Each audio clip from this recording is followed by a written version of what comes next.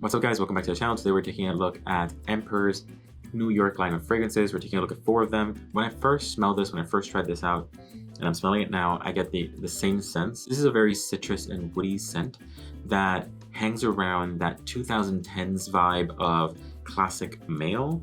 I would kind of classify this, I don't know if this is like the vibe, but I would classify this as a barbershop kind of scent.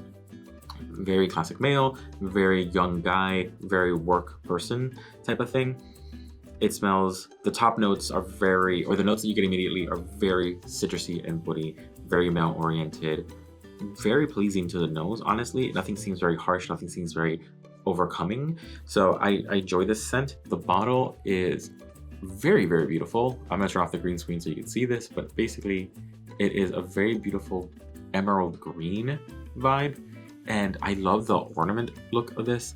This is something that probably, once this bottle is empty, I'll probably turn these into ornaments because they're beautiful. So let's take a look at the spray so you can see what atomizer we're working with. Let's take a spray of that. So let's look at the notes for this to see what vibe this is giving. The top notes are violet leaf, blueberry, cassis, thyme. The middle notes are cinnamon, jasmine, and cedar. The base notes are patchouli, vanilla, oak moss, caramel, amber, and suede. I am getting a lot of citrus here, but apparently it's not really mentioned a lot. Yeah, I'm not getting citrus in the notes, but it's 100% a citrus woody scent, mostly dominated by that woodiness, mostly dominated by that maleness. As it dries down, as it evolves, it doesn't really change much. It just stays pretty much the same throughout the experience. In terms of performance, this isn't the best, but you can't really expect much with the price. In the first 2 hours, this project may be up to 4 feet, dies down to about 1 foot after hour 2, and then kind of turns into a skin scent by maybe hour 4. It's not the best in terms of performance, it's not the best in terms of longevity, but what can you expect by something so cheap? Honestly, it's worth a respray because it smells pretty decent. It's great work scent because it's not aggressive. In terms of performance, I would give it maybe a 7. In terms of scent, I give it like a 9. I think it's very nice for what it does. So let's move on to the next one. The next one is Village of New York, which is a lighter green one. Same vibe with the bottle.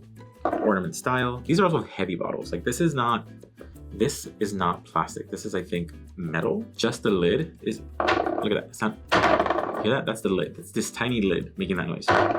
That's a heavy duty lid. This is very classic femme scent, right? Sweet, very bubbly. I don't think it leans candy. It's not candy. I don't think it leans gourmand. It's not gourmand. To me, it's very in the lines of like Anna Abiyed Coral, very Baccarat 540, Baccarat Rouge 540, kind of a merge of those two together to create this kind of scent. It's floral, slightly woody, slightly sweet, all together to create this. It's not a gourmand. It's not a strictly floral scent. It's also not a sugar bomb. It's kind of melding in the middle. Also, it's not super floral where you consider it old, but it's also not super sweet that you consider it like young. I think it's playing right in the middle of everything. So it's a very, very like middle of the road type of scent for females, or at least for femme-leaning people. The notes for this are, top notes are lychee, cassis, mandarin. The middle notes are water lily, jasmine, and peony. And the base notes are musk, oak moss, ambroxan, vanilla, and praline. You have that lychee and mandarin giving that like fruity sweetness along with that vanilla. You have the jasmine, the peony giving that like floweriness. And then you have that oak moss and you have that ambroxan kind of basing things down, which gives it like Baccarat 540 vibe. This is very good.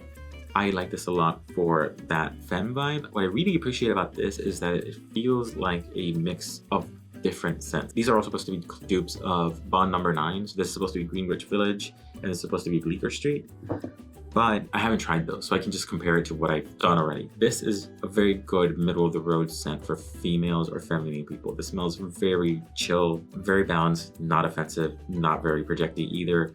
Performance, pretty much the same. This is a little bit of better performance. I think this lasted about 6 or 7 hours and it projected about 6 feet to start, died down to maybe 3 feet hour 2 or 3, and then it kind of faded away maybe hour 6 or 7, but it was still perceptible on your clothes by the end of the day. So this is a lot better than Backstreet. I felt confident in it and people tended to like this on me. Next one is 5th Avenue of New York. This was the one that I had a lot of debate over.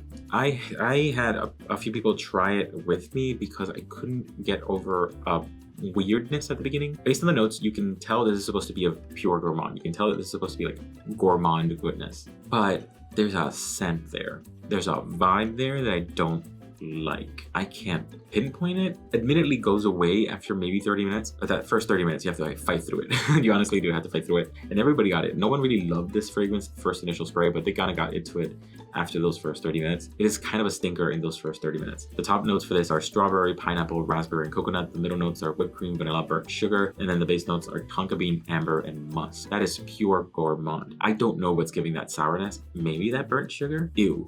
Those first 30 minutes. Like, ew, ew, ew. I'm not in love with that. After those first 30 minutes, the coconut kind of comes out a little bit more. It becomes a little bit more creamy, a little bit calmer, and a little bit less aggressive. In terms of longevity for this is one of the longer lasting one. This is like very strong, like a 6 foot, 7 foot projector, and this lasts about all day. I enjoyed it after it settled down, but it's definitely my least favorite out of the 4 here. I would give this, in terms of projection longevity, I would give this maybe a 9. In terms of scent, I would give it a 7 or a 6. You might like this after the original spray.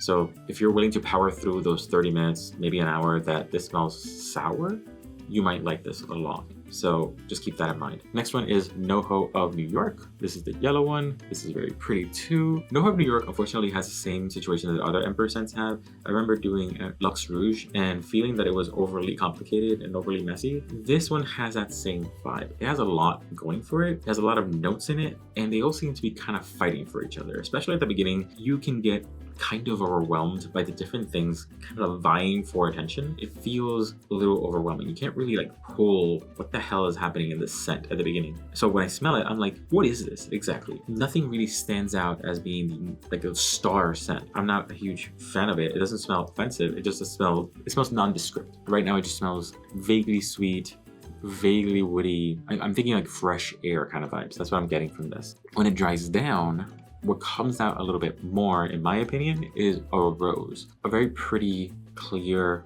rose. It became the dominant note here. So I enjoyed that quite a bit, but that was after the first 30 minutes, 45 minutes. And I have so many rose scents that I wouldn't necessarily gravitate toward this one. I enjoyed the scent for the rosiness, but the subdued rosiness, it's just, there's too much. There's too much going on. It felt too disjointed. The notes for this are top notes, red berries, pineapple, coriander, cardamom, apple. The middle notes are Bulgarian rose, jasmine sambac, Turkish rose, magnolia. The base notes are cashmere wood, vanilla, cedar, amber, musk, and moss. Scent, good. I think it's maybe a 7 or an 8 in terms of scent. This is the only one that gave me like a little bit of a headache because there was a lot going on. In terms of projection, this was also decent. I think it's like an 8. I think overall this is like a 7.5. These are decent scents. They're all beautiful little scents. What I like about these is that they're generally cheap. They are inoffensive. These are all great office scents. I enjoyed these, generally speaking. I really like these bottles. Watch me turn these into ornaments in the future. These are fantastic. Remember, that sense is subjective. What I like isn't necessarily something you'll like. And always remember to smell your best. See you.